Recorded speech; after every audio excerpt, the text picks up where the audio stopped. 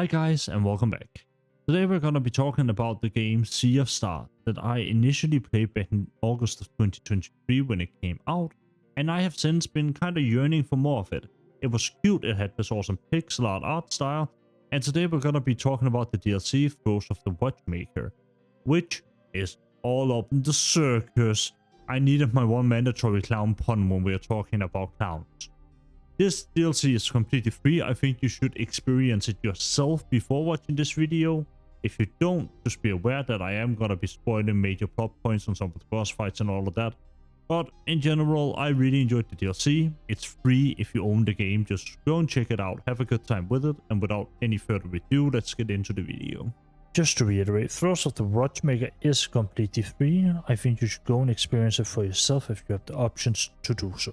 It is about how Kenneth, one of the pirates, the guy with the staff, finds out that his name isn't Kenneth. He seeks help from the Watchmaker to change his name. However, the Watchmaker doesn't want to help him change his name initially. To do that, the Watchmaker wants the Solstice Twins, the two main characters, to go into one of their creations, the Watch, and fix the corruption that is brewing within it.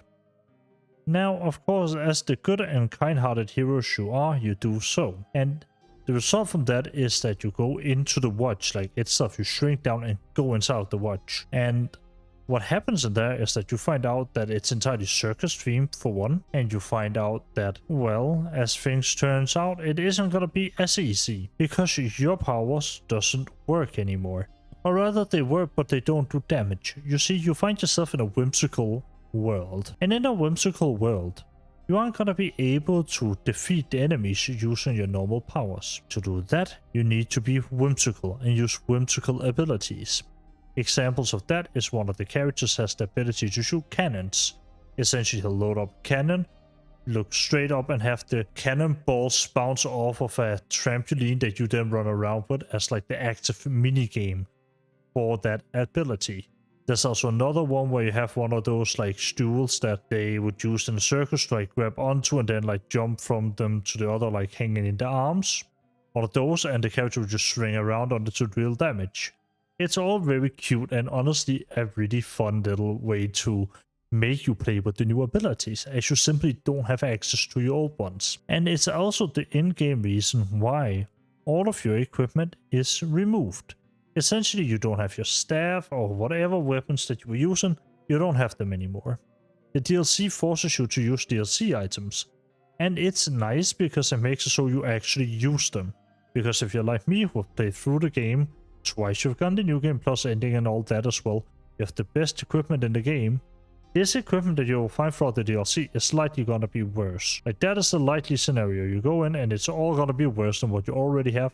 So you just steamroll the DLC using the things that you already have. And to avoid that, within the DLC, they don't have to do that. Like, you don't have the ability to do that.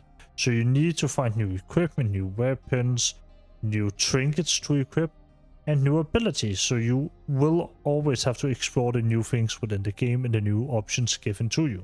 Now, within Sea of Stars, originally one of the biggest things I had to say about the game was that I loved the art style. And I still love the art style. The pixel art of Throes of the Watchmaker honestly is masterful. I feel like it works on everything Sea of Stars did well. All of the unique places that you visit and different environments that you walk through. And they just have more of that.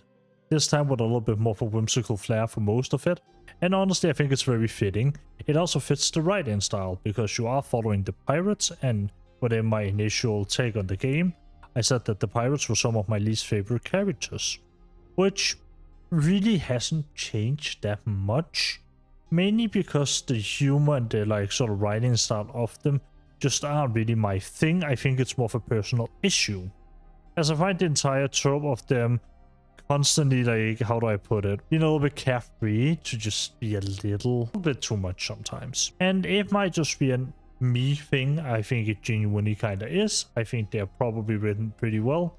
It's just that it is not something that appeals to me and my specific taste, and I think it's important to just point that out. And luckily for me though, the most of the DLC you don't really have to deal with the pirates at all. It's only for the beginning, and from there you basically adventure forth just the two main characters and one other that I won't reveal, mainly because it's kind of fun to see them in action too. And within that DLC, you will explore everything from circuses to a castle to a grotto. And in there you have all sorts of different encounters as all the enemies are new, and while they still fundamentally is the same combat system where you use space to dodge and parry and all of that, it is still fundamentally the same thing, but they do more than just that, mainly within the boss fights. As well, the boss fights in Sea of Stars have always been mechanical. I feel like the DLC takes that to the next level, and I think that's a good thing, as things such as one of the very first bosses that you'll face, basically being narcissistic, essentially charges up his super ult by looking in the mirror. And to close down the mirror he's looking in, because you of course don't want him to use his ult, you had to hit this lever to the side. The main issue I have with this mechanic, and it's the only real big issue I have with the DLC as a whole, is when you hit that lever, yes, you can put the mirror he's looking in down, but then another one goes up. And while initially there might only be one or two, so it isn't a big of a deal, when you get further into the fight, there might be 4, 5, or 6 that will cycle between. And it's seemingly almost random, at least random enough to the point where I couldn't keep up with it. And what ends up happening is that since you execute the perfect combo by, pressing spacebar or whatever right as the combo is happening, you do 2 attacks. So you close down all the mirrors are closed now, you did it perfectly, it's all good, and then your character attacks one more time and it opens up one that then pushes into a chain reaction of him just being able to ult you over and over and over again. And it's just a little bit tedious, but it's also the only real fight that in my opinion was annoying at all. I also didn't really find any bugs or anything else to report, and I think it's nice to see the devs kind of experimenting more with their combat system, because the combat system has a lot of unique opportunities to evolve and innovate on itself, as it is essentially just an old school combat system but more. And I really enjoy what they have done so far with it. And I hope to see the devs do more with such a combat system in the future. Because the idea of having a turn-based but more combat system, things like Obscura also recently have done it. And I think it's all very fun. I really enjoy that sort of mechanic and dynamic in a game. And yet again, the soundtrack also stays amazing throughout all of the boss fights. I really love them. And I think the animations, like I've talked about, the pixel art in the DLC is just so good. I'm genuinely impressed with how many environments they managed to change up and do different things with. I also think it's nice to see that the two main characters are finally being explored a little bit more, as it was kind of lacking in the initial part of the game where they just seem to be kind of heroes or stoic hero types. And I think it's nice to see a little bit more characterization through things like the evil twins that they get. Just like I think it's nice that you sort of have to play with the new sort of things that you are given within the DLC, which might be a very me take, but I don't mind it as much as long as it isn't me having to regain my old abilities back throughout the DLC. If it's just new things that I'm doing, new items I'm getting, then I don't mind it as much. I also like the fact that, again, just like the base game, it isn't super grindy. It's not that you have to grind a bunch of things or kill a bunch of mobs to go through the DLC. Most of them don't even respawn. And I like the entire theming of it being this circus, kind of mildly horror circus theme. I really enjoy it a lot. I think it's super, super cool. And honestly, more Sea of Stars is just kind of a good thing. But one final time here, I want to reiterate. Go and play this DLC yourself if you have Sea of Stars. It's completely free for you. There's no charge. There's no sort of anything that you won't be able to do. If you have the time and you have the capabilities, it is well worth to return to play this DLC. Yes, it might get a little bit of time to get used to the combat system again, but honestly, it's very well worth it. As what you'll get is a pretty nice storyline, a pretty cool combat system, and some pretty cool boss fights and beautiful environments along that. It is entirely free, and I think it's honestly really fantastic to see a developer release an 8-hour DLC entirely for free, especially when you consider it's an indie developer.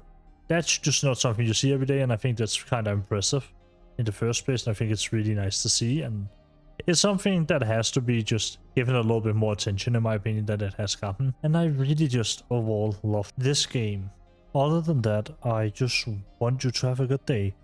Thank you so much for watching. I hope you've enjoyed what you've seen here today, and if you have, you can of course do the YouTube stuff.